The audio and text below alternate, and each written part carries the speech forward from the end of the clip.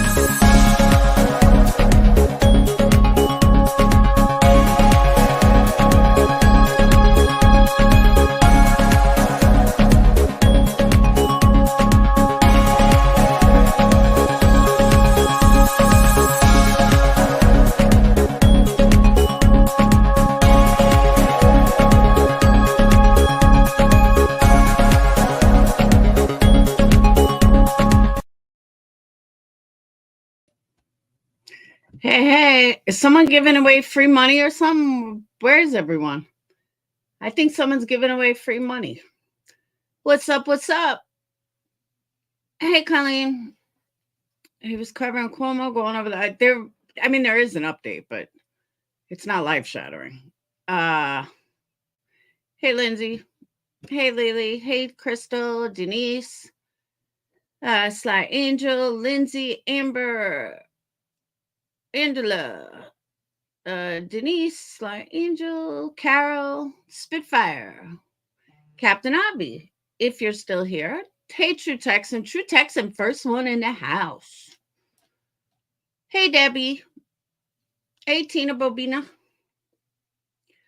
I will wait a little while. I'm telling you, I don't know where everyone is. So I'm thinking maybe someone's giving away free money somewhere. Hold on. What's up, Delicious?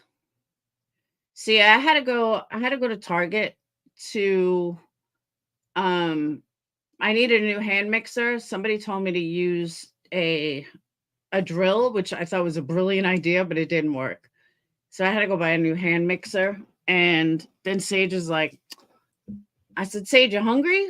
So I made her take me out to eat, but I didn't eat a lot, but it was pretty good. It was different. Did you see Ethan Crumley's mother? No, I did not. Bye, Angela. Toodles. Don't let door hit you in the ass on the way out. I'm sorry, Christy. Feel better. Do you need the boot, Angela?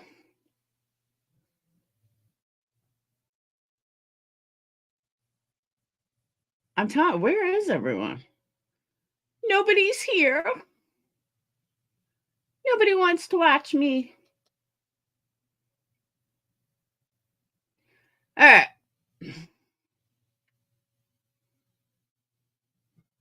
So what's new with you guys? Definitely never want this again. Hey, Tragedy Pimps. Tragedy Pimp Exposed. So I also have to promote my friend, Whistle Down. Check out her videos. She's doing a whole series. And she's getting a lot of heat for it, I heard. And I don't know why. I haven't watched all of them. But all she's doing is putting out truth. the way, like, truth in the way she sees it. And I don't agree with some of it, but I haven't followed Summerwell's case like she did. So, but I just want to promote her channel. She needs watch hours. So mods, go ahead and promote her channel. And all right. So there was something else I want to tell you guys, and I totally forgot. I don't remember. Oh well. She's talking truth. That's why she's getting heat. It very possible. Hey Amanda, like I said, I gave up on Summer Walls a long time ago. That whole community is fucking whacked. Like literally. So I'm like, you know what? Nah, I ain't fucking with that anymore. I walked away from it a long time ago. All right. So what came out today is that one of the reporters. Now, all right, let me back up. If you're not familiar with this case, you don't know about this case, you haven't heard about this case, let me give you a little rewind, a little recap. On January, I want to say January 9th. No, it wasn't. What day was it? I don't know. Sometime in January. 3 friends went over to another friend's house. All professionals went over to another friend's house that they allegedly have known since high school. And somehow 2 days later, they were found frozen to death. How they froze to death has remained unseen. We don't know. A lot of people have come up with different theories, including myself. A lot of people had talked about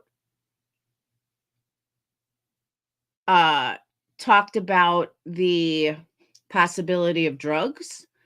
Other people talked just a lot of different possibilities. But the fact that that 3 grown men and big grown men had died outside while their friend was inside, who allegedly watched them leave.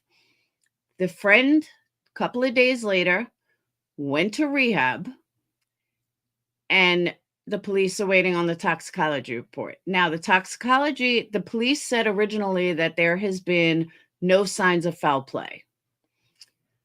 I find that odd because 3 grown men, even if it is drugs, why are 2 of them still alive? And I say 2 of them because we found out a couple of days ago it was 5 guys, not just the 4.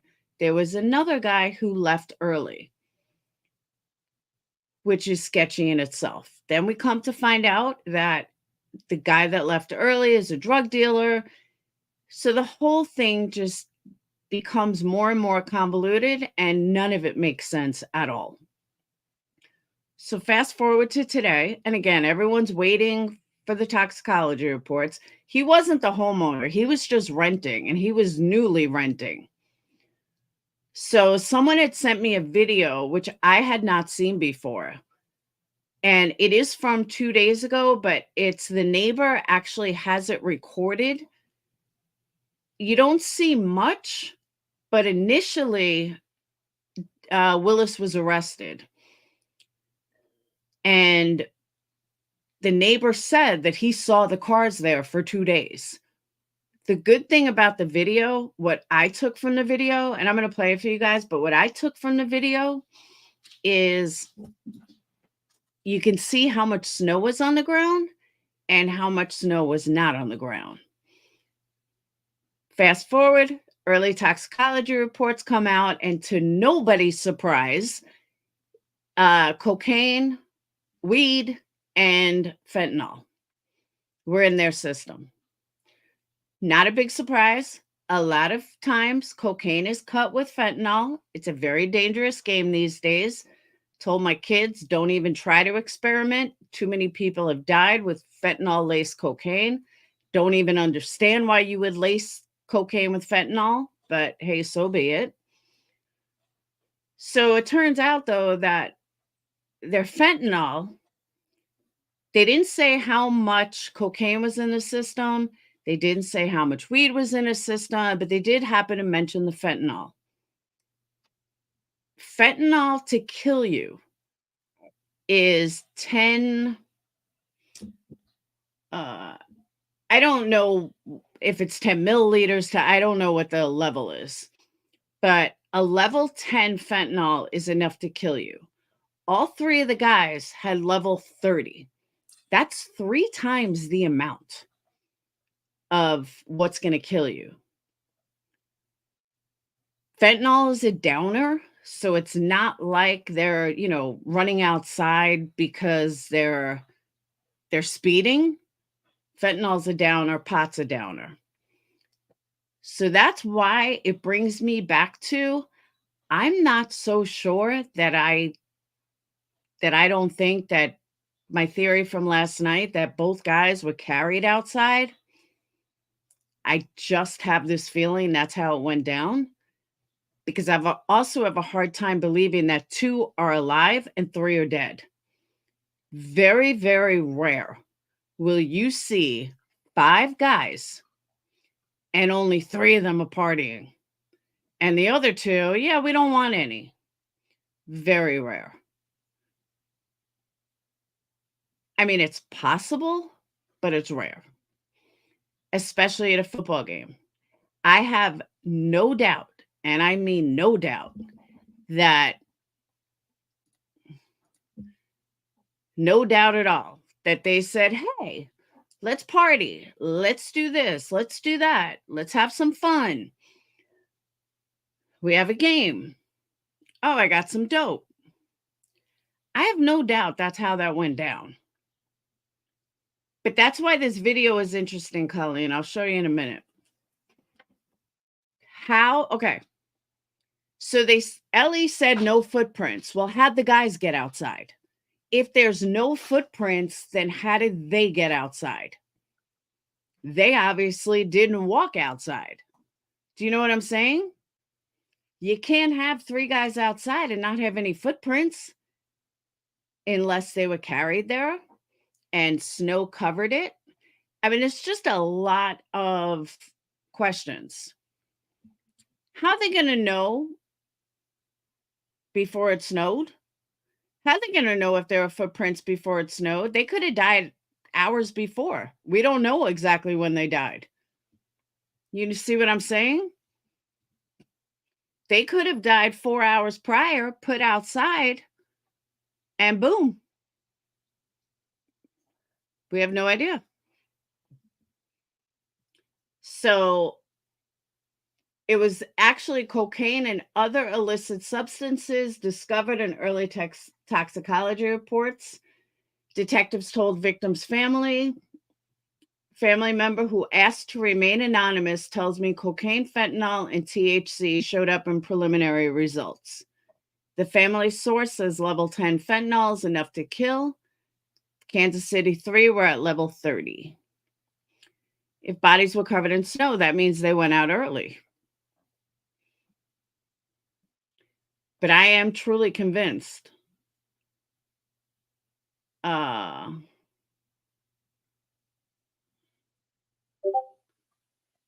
on.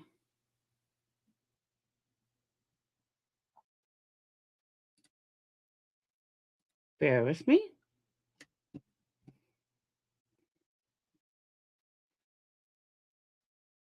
All right.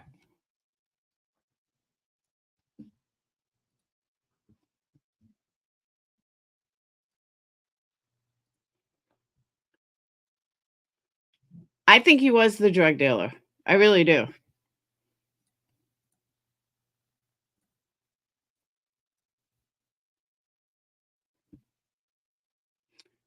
He said they went outside because fentanyl makes you very hot. PR, the thing is, I don't believe anybody that calls in shows anymore because they're all full of shit. Every single one has turned out to be a liar and a fraud. That's why I stay away from all those type of shows. a lot of times I'm hearing that David Clayton and Ricky were like brothers. Jordan was kind of off on the side. Hmm. True. Jordan's a chemist, bro. Jordan's what? Jordan's a chemist. They all knew him as that. It was easy for them to go have fun, but he fucked up. He made a mistake. Jordan was the chemist. He's a scientist, right? He does what he needs to do.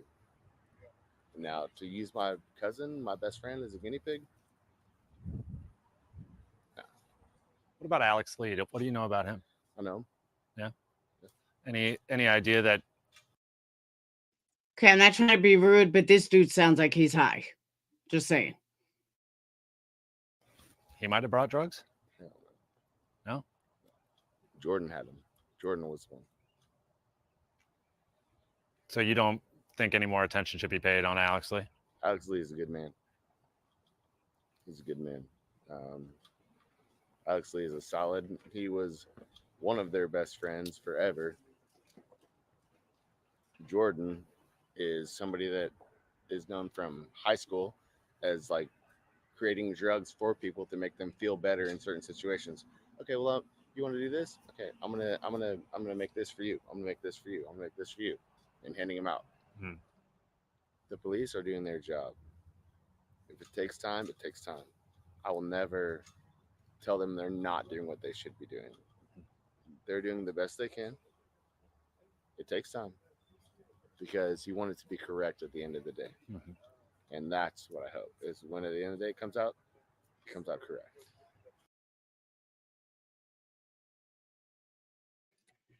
All right. Oh, he's definitely hurt, but he also has chewing tobacco in his mouth. Okay. So everybody's putting it on Willis. He was a chemist. He did this, he did that. It's very possible that he made up some drugs that killed his friends. If that's the case, A, how are they going to prove it? B, can they prove it? C, do you think that the family might be lying or the friends might be lying because they want to pin it on someone, which again is completely understandable if that's the case? Because I know if my husband, my kid, my friend was killed like that, I'd want to place the blame on someone. I think that's normal. So do you think it's possible that they are possibly putting it all on him so that happens? Is what proof, Gemini? That's true too, Sly Angel. But I'm just saying, we don't know yet if it really is Willis that's doing this stuff or the family and friends are just trying to blame someone, rightfully so, and he is still alive. And if they do find out that he may have made something, I don't know how they could possibly find that out because 3 witnesses are all dead. So I'm not sure how they could possibly find out. But even if he made stuff back in high school, that has nothing to do with him making a deadly concoction. And why would you make a deadly concoction? Why would you say, put in 3 times the amount of fentanyl unless you're trying to kill him? I mean, as a chemist, you know better.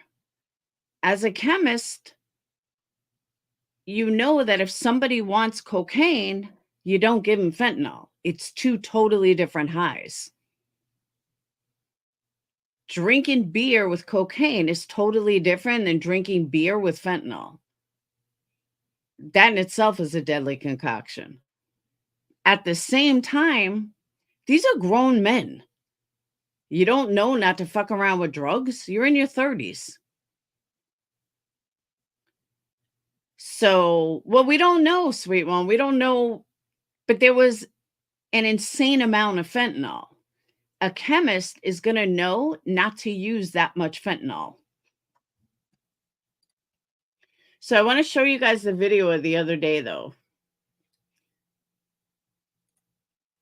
It's actually a pretty interesting video. Oh, hold on. Yes, but sweet one, the fentanyl had 3 times the legal, not legal amount, 3 times the amount to kill. If 10 can kill you, they had a level 30. A level 30, I could see like a street drug person not knowing how much to put in, but a chemist is going to know the levels, which is why I think if he did do it, it's murder or at least homicide. That's my opinion. But I don't know how they're ever going to prove that he did it.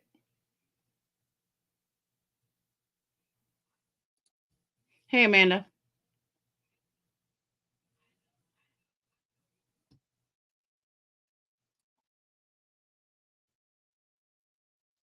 Hang on.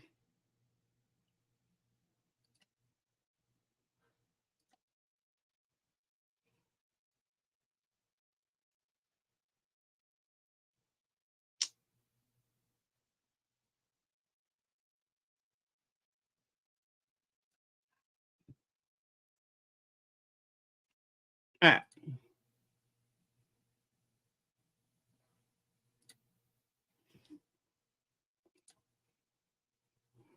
That looking beyond, I said the same thing.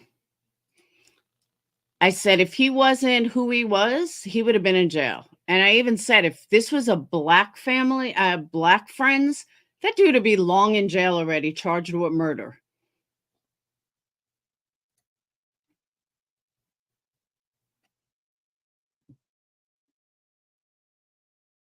Told you about Ashton Brady. He was the neighbor who lives right across from Jordan Willis, who just by happenstance looked out at the exact moment that 911 was being called. Ashton, we know now that that was Clayton's fiance that actually discovered those bodies, called 911 and then alerted the authorities. Just walk me through what. I also found it creepy. This design on the back just looks like a body. I don't know. It reminds me of like an outline of a body by the window. You know what I'm talking about? You saw in that moment. So basically, I was just going, turn off all my lights. I was getting ready for bed, locking the doors. I went to lock my front door, and I saw a woman come out of the backyard on her phone, and she looked distressed because she kept looking back towards the. Okay, now this is a video of the snow when they were found, not the snow originally, snow when they were found. So the snow looks pretty fresh, which means they could have been outside for 40 hours without any snow on the ground. So if there were no footprints in the snow, we know they died before it started snowing. A house, and I thought it was weird, but I just moved in, so I really didn't know much, and so I just went back to my room. 10 minutes later, I saw an ambulance drive by, and I said, well, that's just weird, something's going on.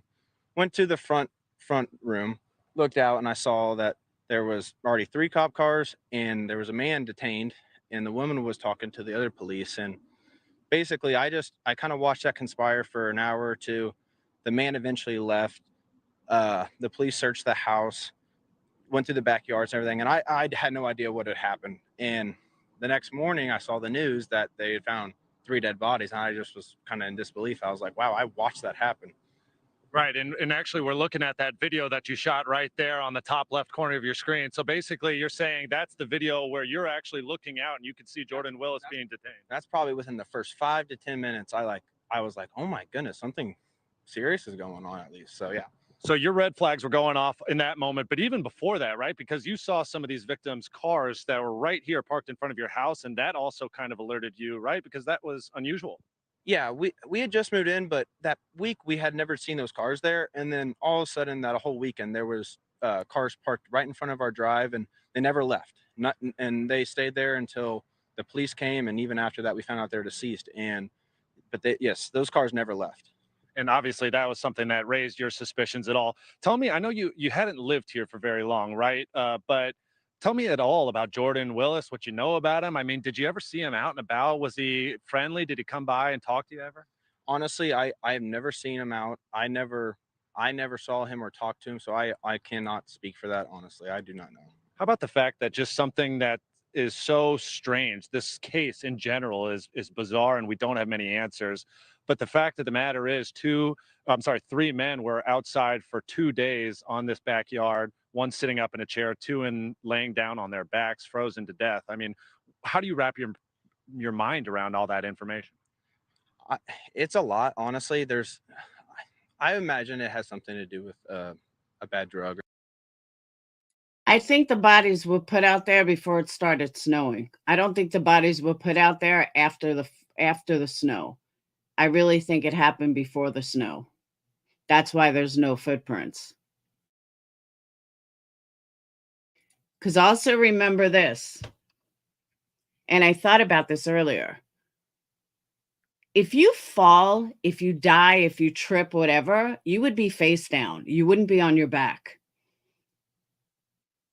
There's no reason for them to be on their backs if they died on the way down. I mean, granted, I don't know the position they were in,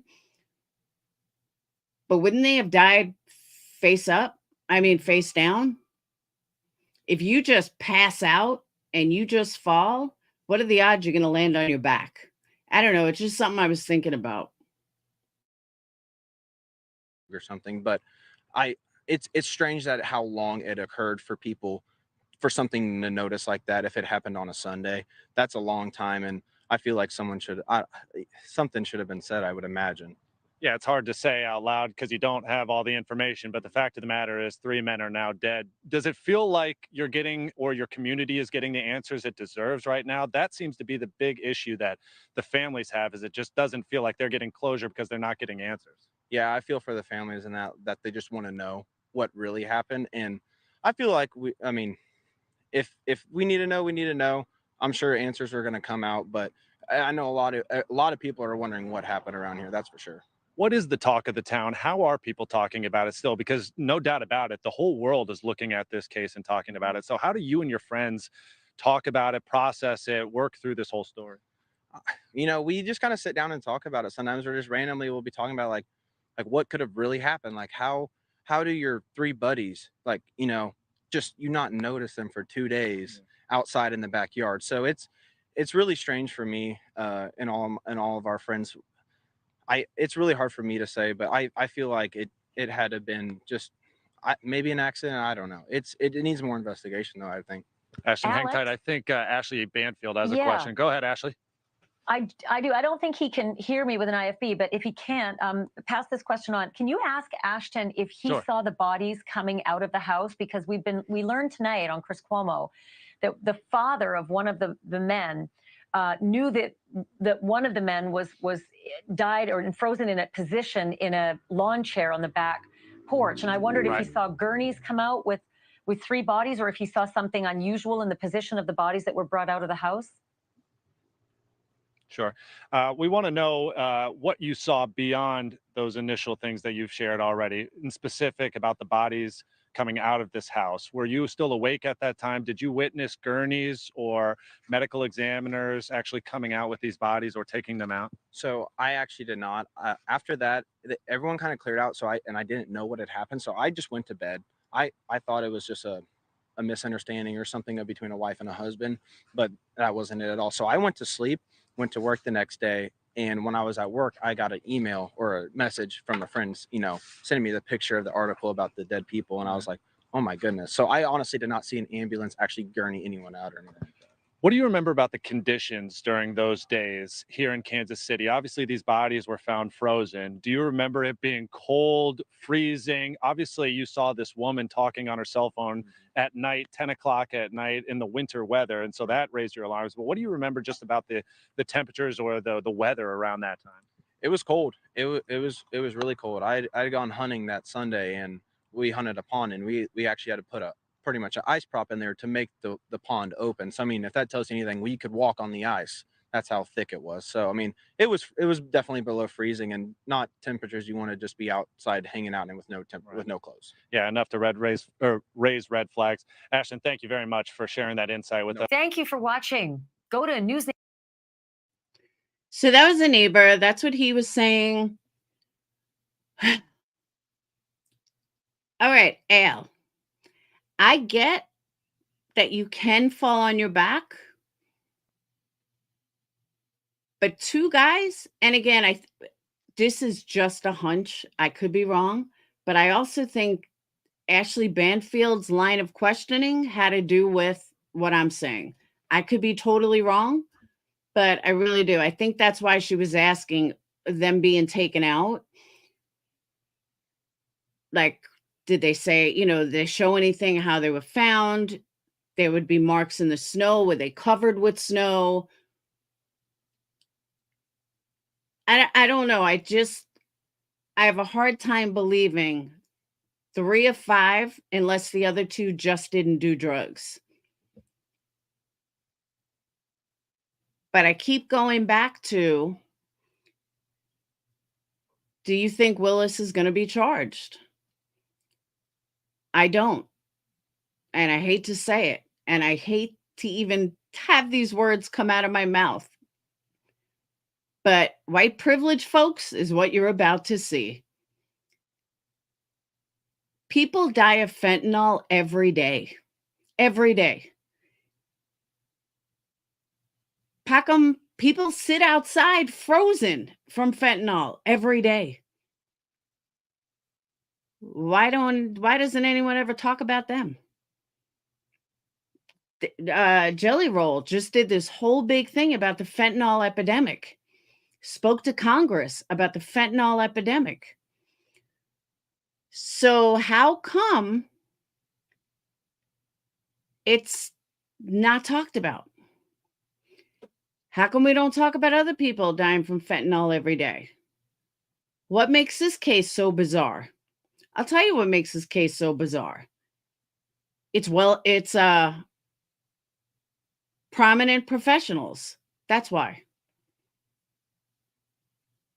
Prominent professionals, drug addicts, have a whole different set of rules than your street trash drug addicts. And I said street trash just to give the exact opposite thing. At Smiles, I don't disagree with you. So exactly, they're not homeless junkies. Because again, if they were a different color and they didn't have prominent jobs and weren't award winners, because believe me, addiction there's no class of addiction. It's a chemical imbalance in your brain, and doesn't matter what job you have. You can be, living on the streets, or you can be the president of the United States. I mean, I guess they do certain drug tests. You can't really be president, but we do know Biden's, there was cocaine found in the White House. So you guys get what I'm saying, though. But it's interesting to me, though, how the news and everyone's fascinated with it. When people die every day of fentanyl. People OD every day in fentanyl. Groups of people die every day. And it doesn't have this kind of angst. But because he's a award-winning chemist, all of a sudden it changes. He's not even in jail. He's in rehab. Come on. At the end of the day, if it turns out to be a drug thing, like 100%, and he's still alive and the other guy's still alive, says a lot. Not a lot of people. Exactly, Joy. That's what I'm saying. But if this was a different class of people, nobody would talk about it. Nobody would say a word. If they had been found that night, there'd be no story. No, I don't think so. I think you're wrong there.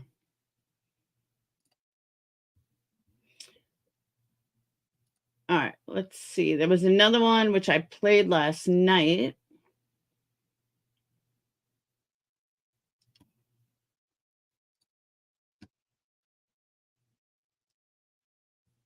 Oh, all right. Here's the full interview of the cousins. Of the cousin. Hold on.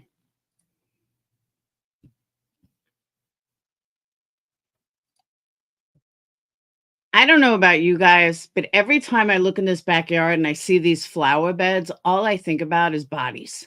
I do. I just think bodies. I think that, one was here and then one was here and then one was here. I know that's wrong, but that's what I think of when I see them. I don't know if you guys do too, but it makes me wonder, like, was it there? They do look like graves. It really does.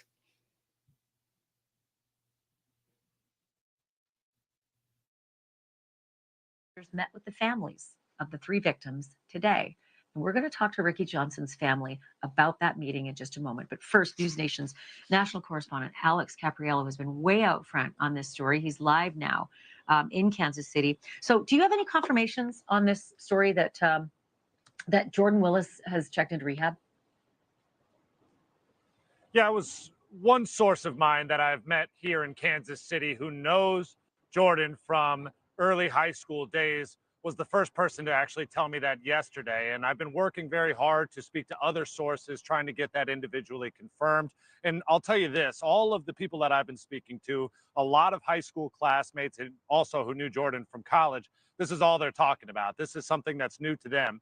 But actually independently confirming it, I have not been able to, but it is something that was shared with me early on yesterday. I'm just getting news coming in, breaking as we're speaking, Alex. So bear with me for 1 second. Our local Nexstar station in that area is confirming that a source close to the family indeed says that he's checked into rehab. So now it's not just multiple media sources, right, your source, but also the Nexstar. I think we've got enough sources now to right, fairly confirm that he's in rehab. You did get a chance also to speak to the cousin of one of the victims, of Clayton McGeeney's cousin. I think his name is Caleb. What did Caleb know, and, right, and what did he share with you? Yeah, I'll tell you what, Caleb is very, very distraught, as any family member might be, because this was just an unexpected death to happen to him. He says Clayton was. By the way, if you believe that you're going to court and you believe you might get arrested, what's the first thing you're going to do? You go to rehab. You get sober. You explain to the judge that, you made a mistake. You were partying with your friends. Because let me tell you what else rehab does. Rehab gives your body time to clear out. So whatever he may have or may not have had in his system, by the time he's quote unquote arrested, it'll all be out of his system. It was a very calculated move to go to rehab. Very calculated. And don't think otherwise. Was like his brother. He was cousins with him, but they were like brothers. They were like this. And so to have something like this happen to him and his family is just devastating. He was actually showing up at the Platte County prosecutor's office, where the other parents of these 3 victims were told to go today for a meeting with the prosecutor, but he wasn't allowed into that room because it was specifically for parents only. Even still, he's really hurting about this because he feels like he. Yeah, I know they can still drug test him, but stuff that goes on in rehab is private. He's not court ordered to go to rehab. He went there on his own. His info is private. The cops can't get that info without his permission. If he was court ordered to go to rehab, or the judge sent him to rehab, then they can get all his info, they can get a drug test and all that stuff. But being that he went in on his own, no, they can't. It's privy. It's private information. Yeah, they can do a hair follicle test or something once, if and when he's arrested. Absolutely. But if he shaves his head while in rehab, which a lot of people do, they have nothing. knows what happened, something that the rest of the country is surmising what happened, which is drug use, abuse. And what are they actually looking for? He's not denying he's a drug addict. I mean, hell, he went to rehab. He's not denying that he did drugs. Nowhere is there a denial of that. It still could be. I'm not ruling it out. Abuse and overdosing. And he says he knows a lot about Jordan Willis. The fact that he goes back all the way to high school. He knows the drug habits that happened within this circle of friends, and that he often says that Jordan was a supplier for that. Of course, this is an allegation from Caleb. This is not something that's been independently confirmed from law enforcement, but he says he has a theory about what happened, and he thinks that Jordan is responsible. Take a listen. A lot of times I'm hearing that David Clayton and Ricky were like brothers. Jordan was kind of off on the side. Mm-hmm. True? Jordan's a chemist, bro. Jordan's what? Jordan's a chemist. They all knew him as that. It was easy for them to go have fun, but he made a mistake.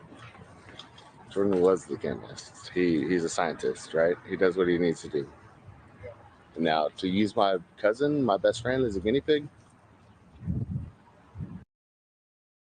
See, that right there is questionable. To use my friend as a guinea pig, but your friend didn't have to do it. So your cousin didn't have to do it. So you can't blame Jordan because your cousin wanted to get high. That's not on Jordan. Unless Jordan was holding him hostage and forced him to do it, which is possible too. This is where I was saying before, it's kind of unfair.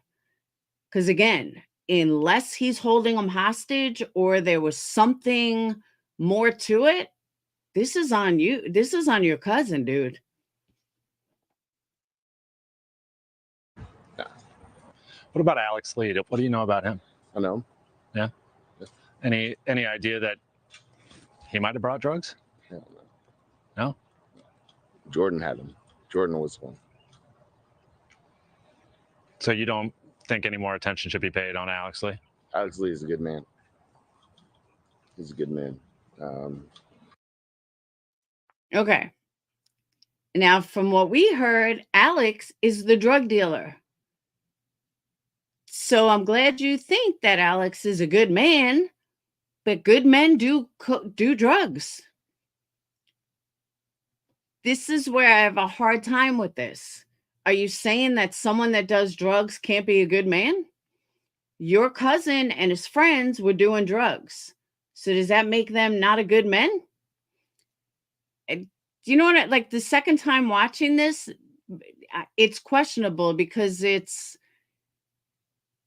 keeps going back and forth. And just because you do drugs doesn't make you a bad person. Alex Lee is a solid. He was one of their best friends forever. Jordan is somebody that is known from high school as like creating drugs for people to make them feel better in certain situations. Okay, well, you want to do this? Okay, I'm gonna make this for you. I'm gonna make this for you. I'm gonna make this for you. Chrissy, that's a good theory too.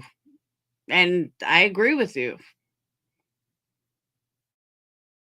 And handing them out. At this point, the country knows what's going to happen, right? What the toxicology reports are going to, what they're going to reveal. We all know that, okay? Who is the one that gave it to them? And who is the one that needs to be held responsible? Okay. Chrissy, you and I are the only ones that think like that. Earlier, they all told me I was crazy, wasn't on drugs. I said, I don't know. He sure sounds like it. But thank you for agreeing with me. That's why you're my favorite right now, Chrissy. I agree with this guy. Okay. I absolutely agree with him that where did it come from? But at the end of the day, they still did it. So again, unless they were being forced to use it, unless they were tied up and it was shoved down their throats, or they didn't do it willingly, because there's a good chance too that he literally killed him and they didn't do it willingly. But if they willingly snorted lines or even smoked it, either way, they did that on their own and they're responsible. Especially because 2 of them are still alive. So maybe they were doing something differently. They were seeing things differently, and maybe they went outside to smoke it when everyone else was snorting it, and that's how they ended up dead. I don't know. What do you think his motive was? I don't know, because I don't know anything about him. Maybe he had this sick, can I get away with murder? I mean, many people think it, they don't act on it, but many people think it. You know, I wonder what would happen if I did this and this. They could have taken more than they should have. But as the person that made it, he should know. But this goes back to what I said earlier. Everybody wants a bad person. Everybody needs a bad guy, especially when it comes to a death. So it's possible, it's very possible that he had some sick fascination with killing someone. It happens.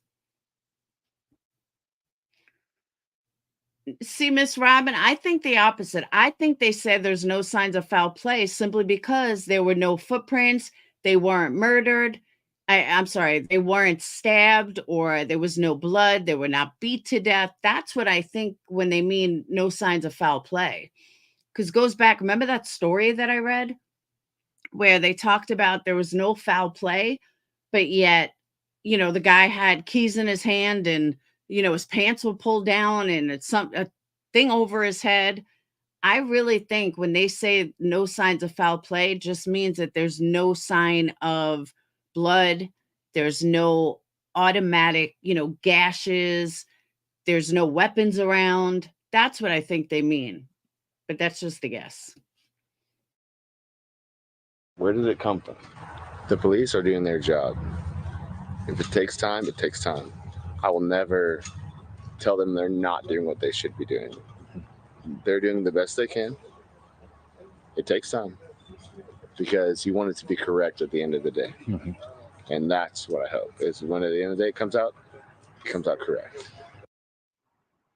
And when you think about it, there's a difference between Jordan and the 3 men. Those guys had relationships, they had children, but I keep hearing that Jordan was a single guy who had a house, who had access to drugs, and so it would make sense that those men might go there and use drugs recreationally. Of course, we don't know that for sure until a toxicology report comes out, but all of my sources are saying just about the same thing, that this is very normal activity when surrounded by Jordan.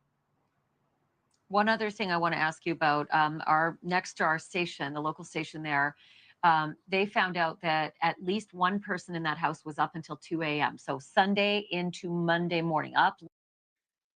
They believe, yeah, no external visual signs. They believe, or what everyone is saying is that Jordan actually made the drugs. Jordan could have made the drugs just for that night. So there may not be anybody else that's involved. It could just be that they made drugs. He was like, yeah, I can make up some drugs. And he made up some drugs. I would say that's a pretty deadly combination of a chemist and a drug addict in one person. That's a fucked up individual. Like, for real.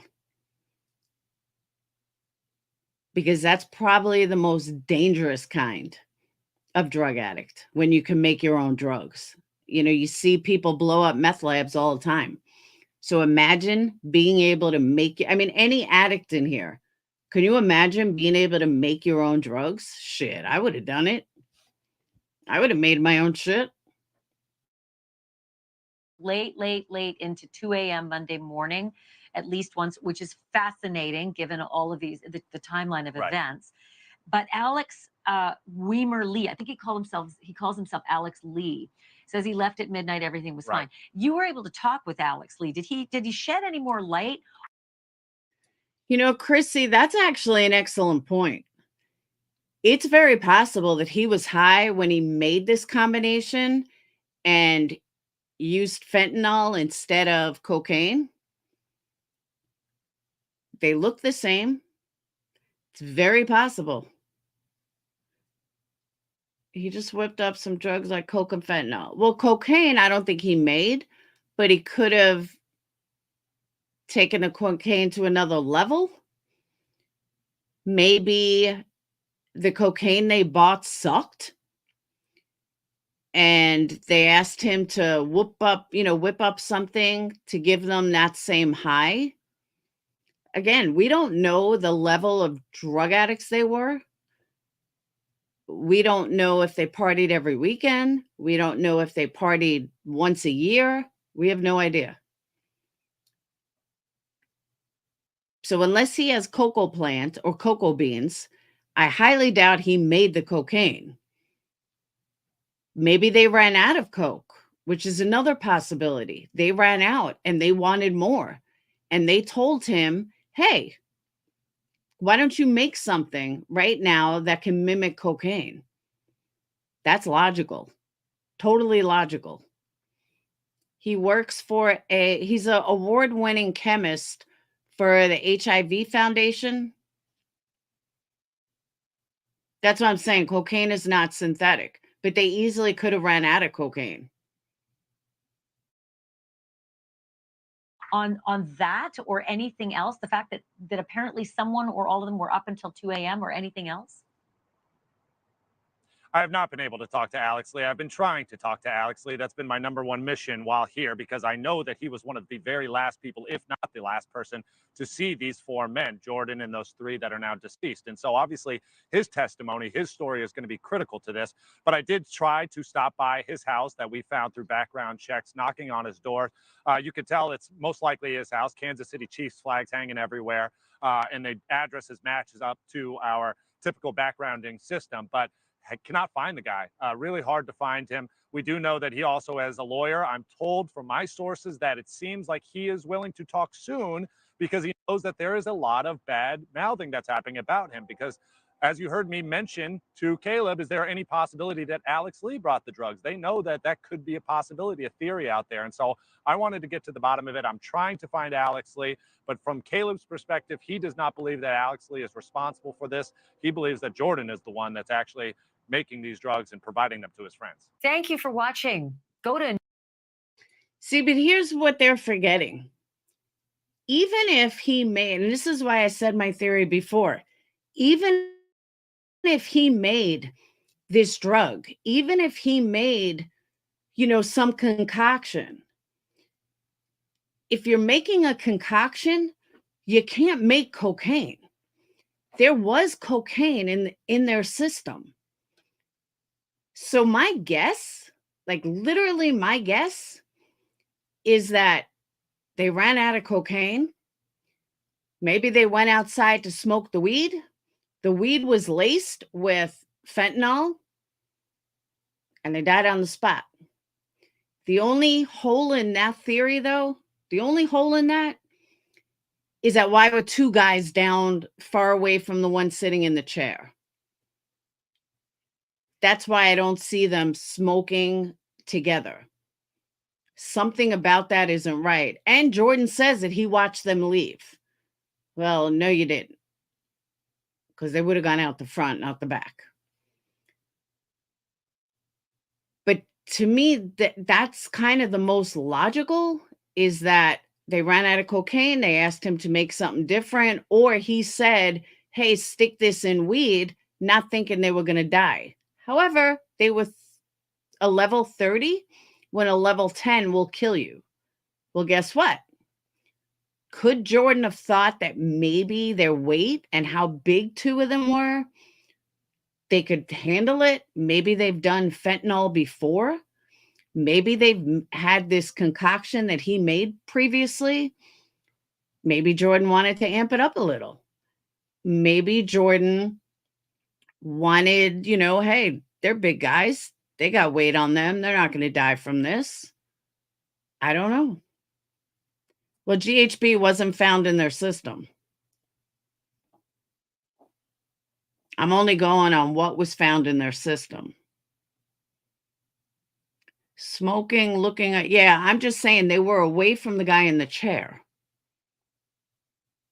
So it's not like they all went outside to smoke and only took, a few hits next to each other.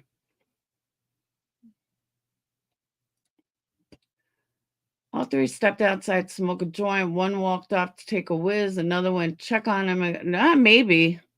That's a possibility. That's not a bad theory, sweet one. It's really not.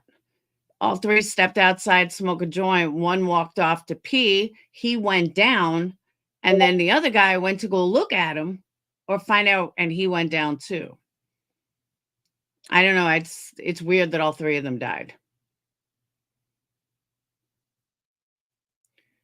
Maybe they brought their own. Jordan may not have supplied any. True.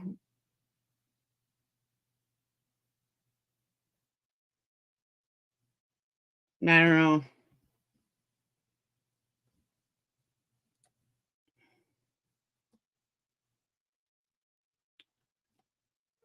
Hold on. So someone sent me an article, which is pretty interesting, though, because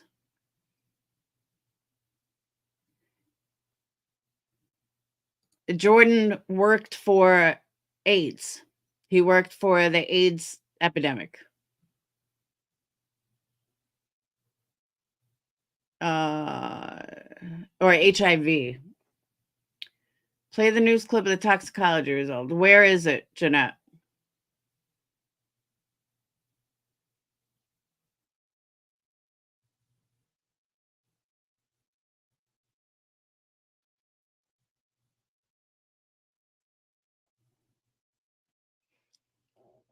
All three died. We don't know yet. We don't know if that was my thing yesterday, Grouchy. We don't know if they all died at the same time.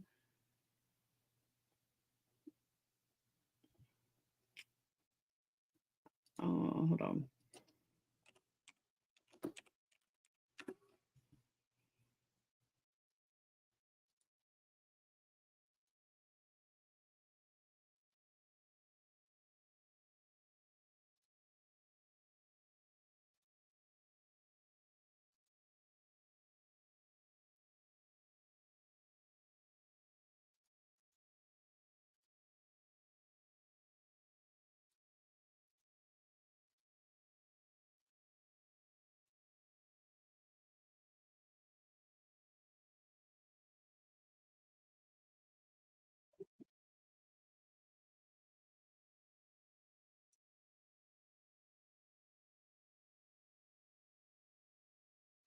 Yeah, it won't let me play it because I have an ad blocker.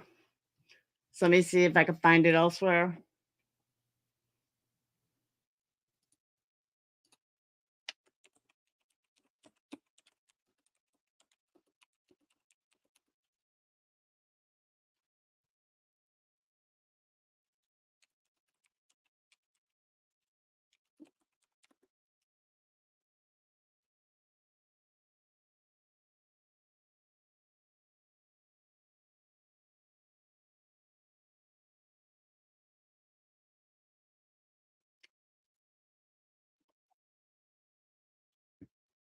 All right.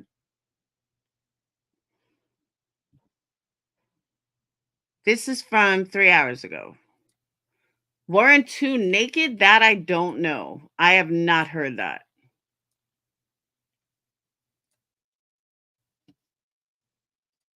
Chairman of the Department of Anesthesiology at California Pacific Medical Center. Dr. Swisher, thanks so much for joining us. So we're still waiting what the results of these toxicology reports are. We heard possibly cocaine.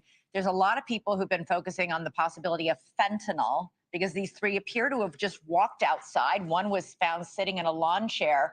How quickly would a fentanyl overdose happen in a person? Well, fentanyl is one of those medications which gets a lot of news because unfortunately there's a lot of misinformation about fentanyl and how it's used and how it's ingested. Unfortunately, a lot of substances that are bought on the street are contaminated with fentanyl, either purposefully or not purposefully, and people don't know that they're taking it. Fentanyl is a narcotic. It's a short-acting, very potent narcotic. It's much more potent than morphine or heroin is. Fentanyl, depending on the route by which it's ingested, can work immediately, or if it's ingested orally, it can take a longer time to take effect. Right. So we're speculating as to whether fentanyl is in there or not, but you don't have to have fentanyl. It could have been like you hear polysubstance abuse, and if you look at Heath Ledger, or you look at Matthew Perry or Whitney Houston or Tom Petty or Prince, all these people were engaging in polysubstance abuse. And Polysubstance meaning they were taking a lot of things. There wasn't just one Correct. thing found in their system. So basically, this doctor is saying they were addicts. Exactly. Ativan, Ambien, cocaine, Ketamine. ketamine, in the case of Matt Perry, exactly. Just keep in mind that even though they said that the cause of death of Matthew Perry was ketamine, Matthew Perry fell asleep in a hot tub because of ketamine and he drowned. Right. Not that the ketamine is what killed him, but it was a proximate cause of his death. So that leads me to this question. The fourth man who was renting the house, named Jordan Willis, says he spent 2 days sleeping on the couch. He has now reportedly checked himself into rehab, saying that this whole experience has been a, quote, wake-up call.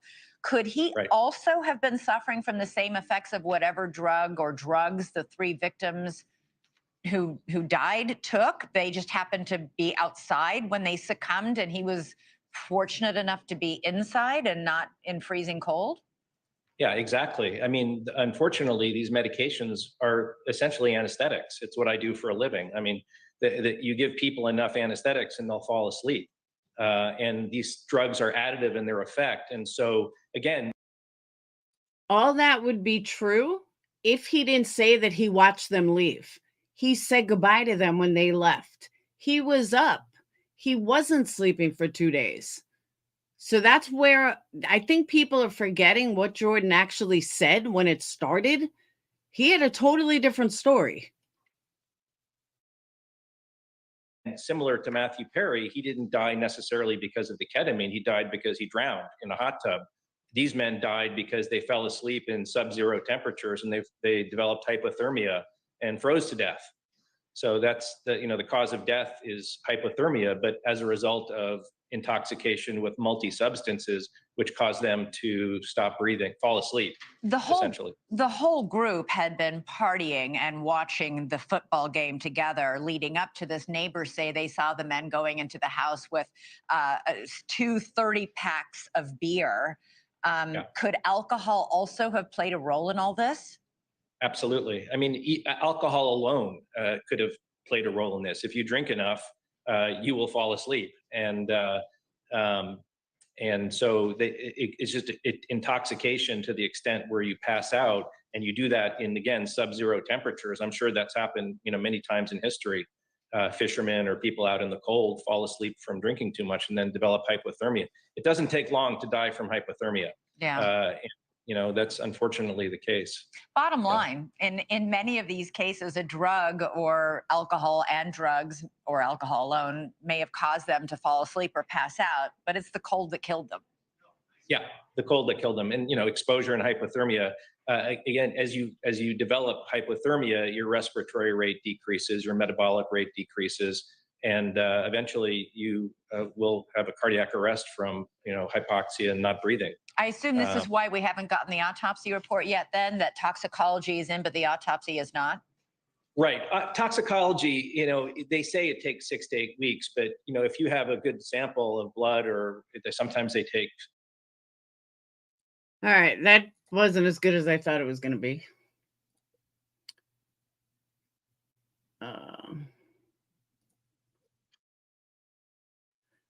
My sexy Cuomo.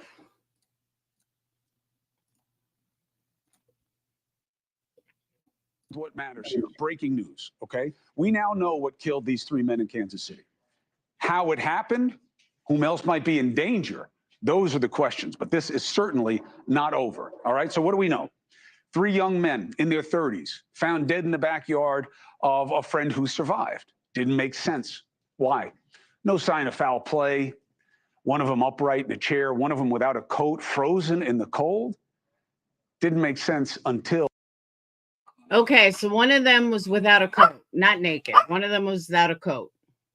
So that just says that they weren't about to leave.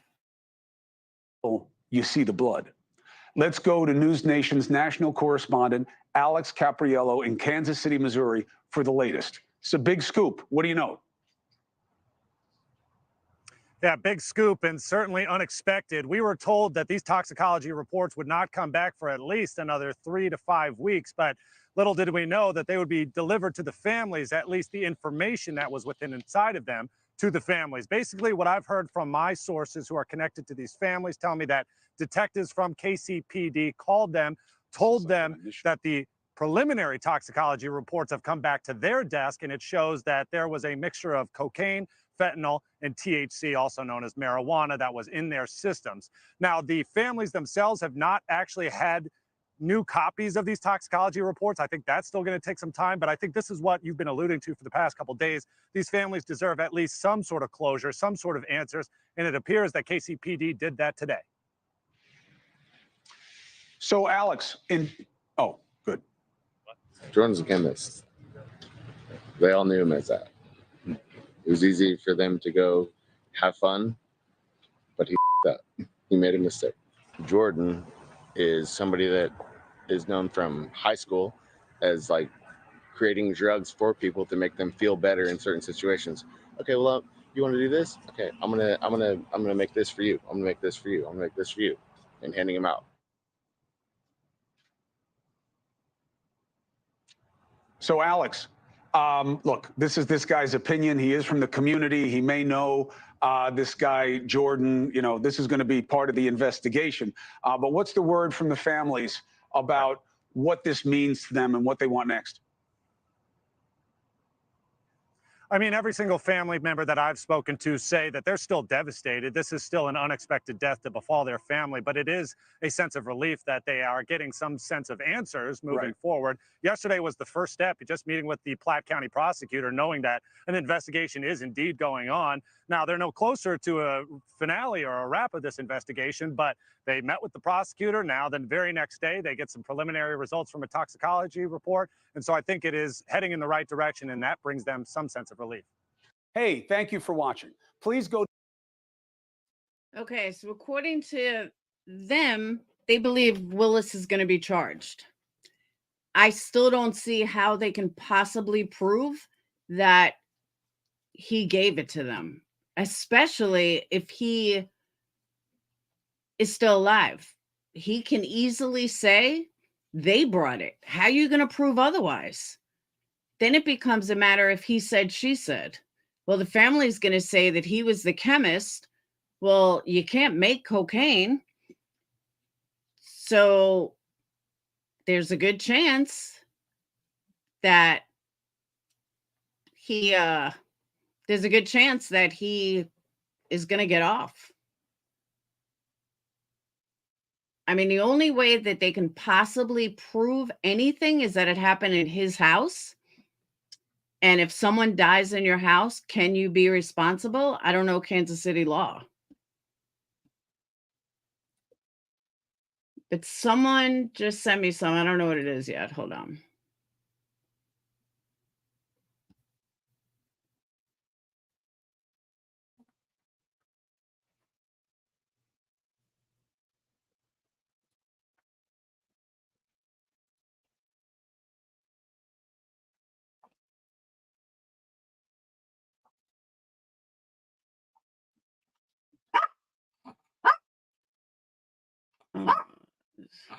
Shut up.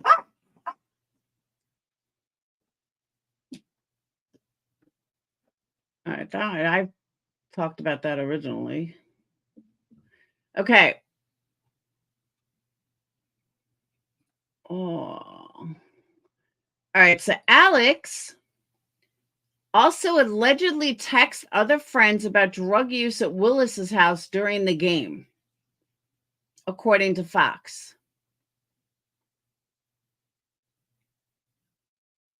But we don't know if it's true.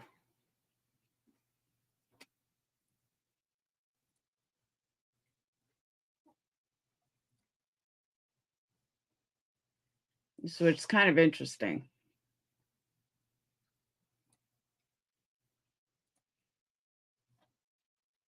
All right, so let me show you guys this. Now remember, he worked for HIV.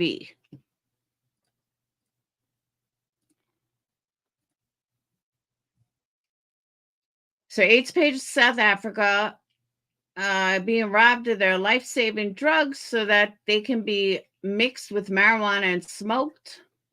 Concoction is called whoop. What? All right, well, there went that. But I didn't realize that the article was so many years ago. But I guess that was like a hint. But you can't read it. Oh, well.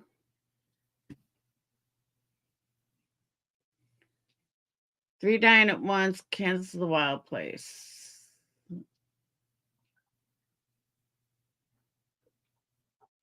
That is, it's pretty fucked up.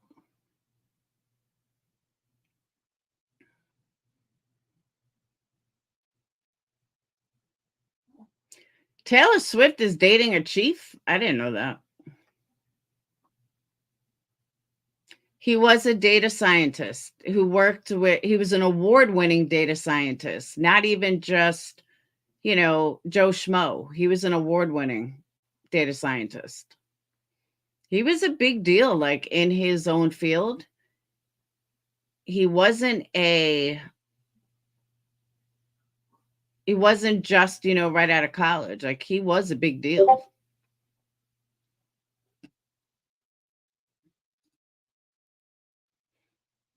And I'm trying to think if there's anything else.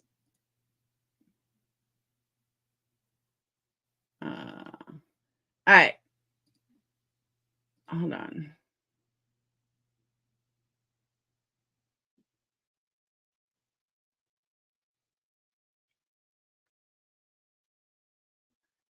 All right. To the person sending me this stuff, all this stuff is really old, though. This is all like over 10 years old.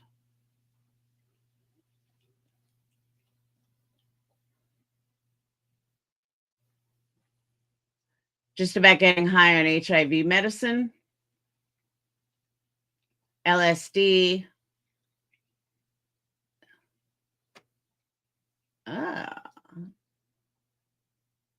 Synthetic ibogaine, which is a natural tramadol.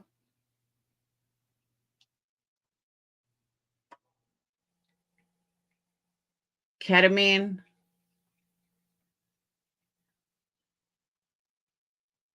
Interesting. I don't follow stars. I really don't, Crystal.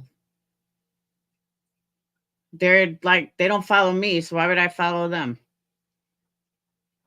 I don't even follow John Travolta, to be honest. Helen needs to shake it off and not be sad. Laura doesn't follow football. No, I just don't follow stars' lives. When they follow me, I'll follow them.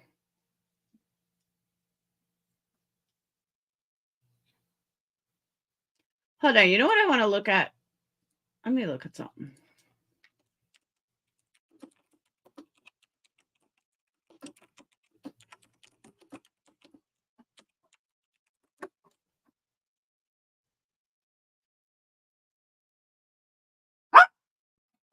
Oh, shut up.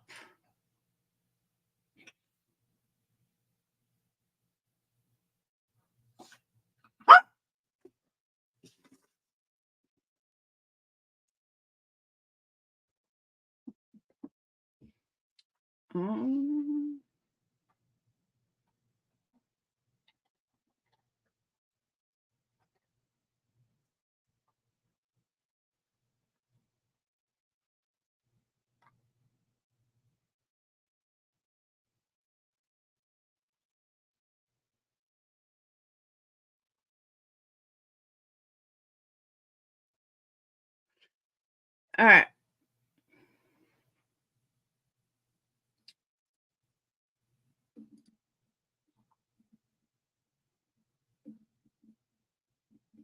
So the DEA lab chemists seen new trend: drugs, fake prescription pills, more potent than ever.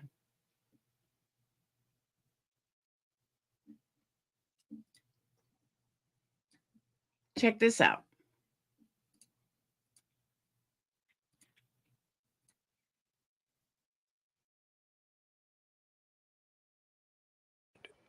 Every day.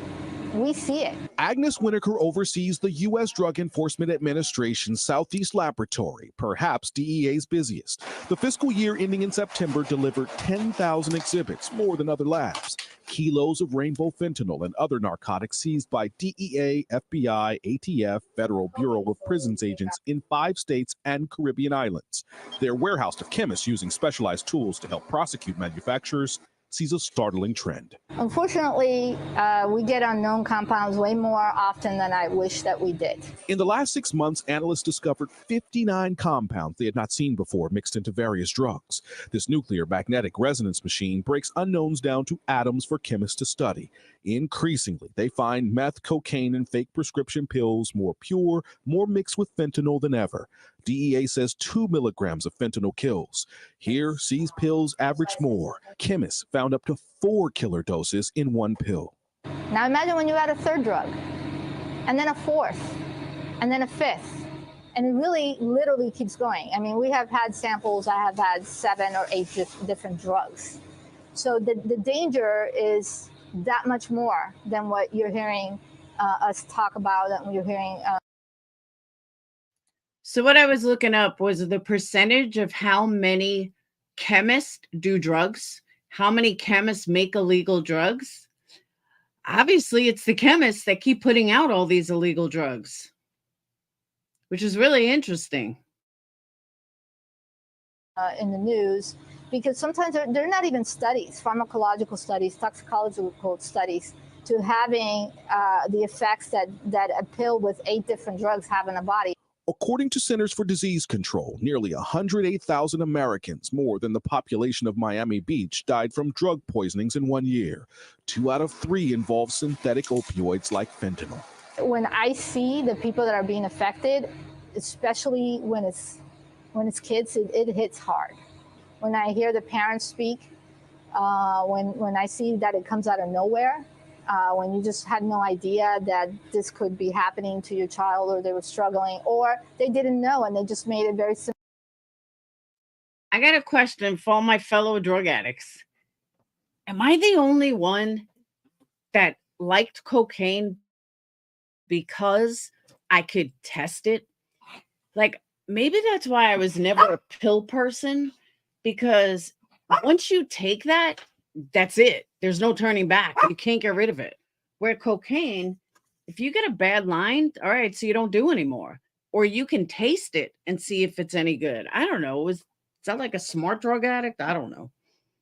But I don't understand, like, taking pills. Like, you have no idea what's in it. And I've always been like that. I mean, am I the only one? Other people think like that? Simple mistake, and all of a sudden they've lost their lives. So for me as a lab director, is how can I get this message across? Winokur staff seek to be messengers beyond testifying in court or dishing data-driven public safety alerts. What's at stake is personal. It's our families, our communities, our friends. Yeah, this is personal. And we're going to meet the moment. And we're going to get out there, we're going to share information, we're going to analyze it, we're going to say, this is what it has. There's no ambiguity. The danger is very real. I agree with that. So, Boogie, no, seriously, though, I don't know. I always felt like you can touch it. You can taste it. You can know if it's bad.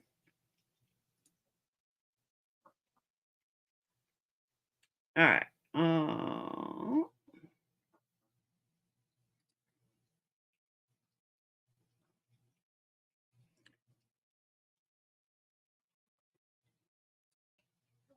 All right, we got a Reddit post. I prepared my first controlled substance at the age of 19.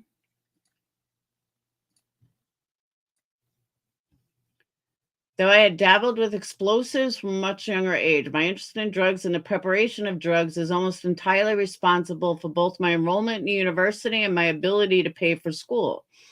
Today, I'm working on a graduate level, working part-time in a research lab, and occasionally manufacturing high-quality craft substances, primarily the trypamine and phenylamine families.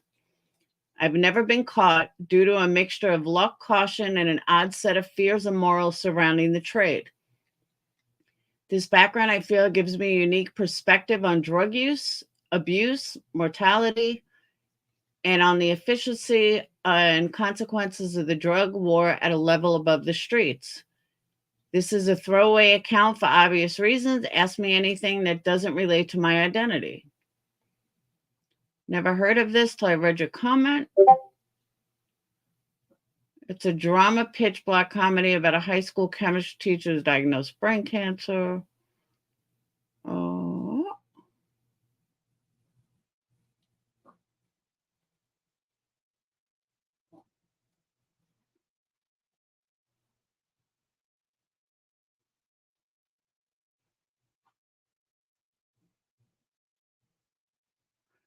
Breaking Bad is about a chemistry teacher who gets cancer. He starts cooking meth to pay for treatment.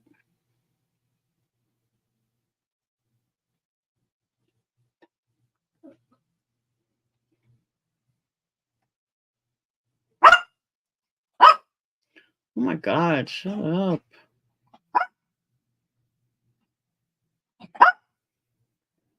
Winston, stop.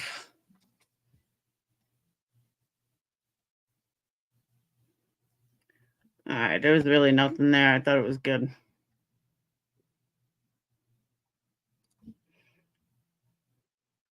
Do chemists make psychedelic drugs? Deciding to do chemistry because of Breaking Bad. I guess it's more common than you think.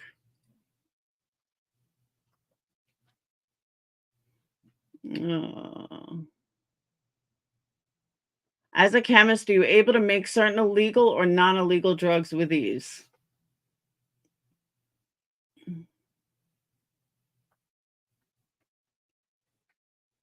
As a trained organic chemist, yes, one would most certainly possess the knowledge base and skill set required to easily and safely perform the reactions involved in producing drugs of nearly any kind. Giant question mark is the whole equation and is precursors.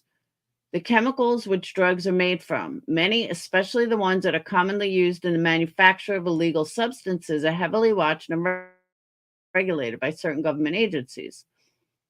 And anyone with the right license and a legitimate industrial use for them would be very hard pressed to get their hands on any sort of workable quantity. That was 4 years ago.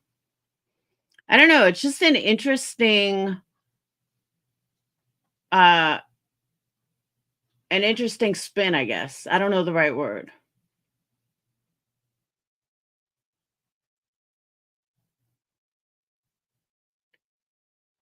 But there's a lot of answers here.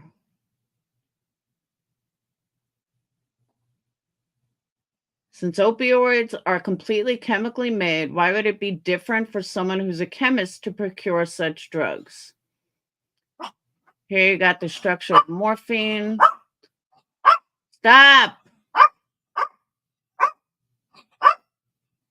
Stop. He doesn't want to play with you. He doesn't like you. You bark too much. All right. I guess that's it. That's all I got for you guys. But like I said, I really wanted to look up and see if there was more to chemists making drugs. I don't think he bought them. I think he made some. I really do. But that's, chemists. I'm going to do some more research on that and see what I can find. But it's definitely an interesting twist. Because I just keep thinking a drug addict. Oh, yes.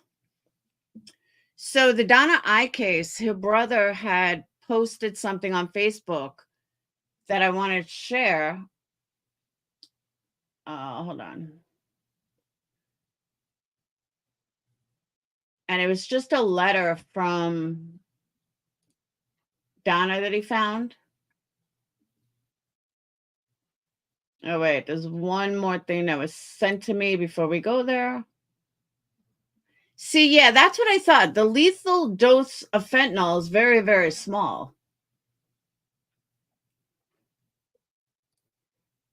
All right.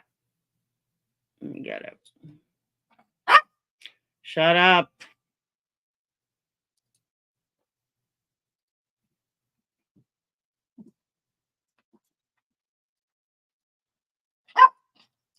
So a brother posted this. I thought it was really nice. Ronnie, I just wanted you to know how proud I am of you. After all you've been through, you've picked yourself up and kept your head high. I love you so much, baby brother. Thank you for being there for me no matter what happens in the future. Please allow something that you have been the one and only love that has been there my whole life. We've been through a lot together, and I'll always be with you in your heart. Your sister, love, Donna. I mean, can you imagine finding that for someone, finding that like in a chest after your sister is no longer with you? Like, what a beautiful letter. I just thought it was absolutely beautiful. So I shared it. I hope he didn't mind, but I did. I thought it was absolutely beautiful because it almost sounds like she knew something was going to happen. You know what I mean?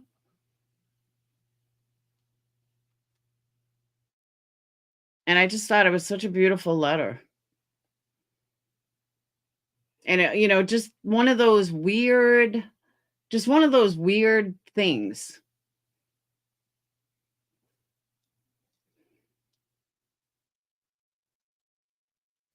And she also froze. But even with her, I still don't get it. I still don't understand it. Between August 31st, September 6th, preliminary data shows that there were 11 suspected opioid overdose-related deaths, which is double the current weekly average. That's 6 days. Yeah, that's 1 week.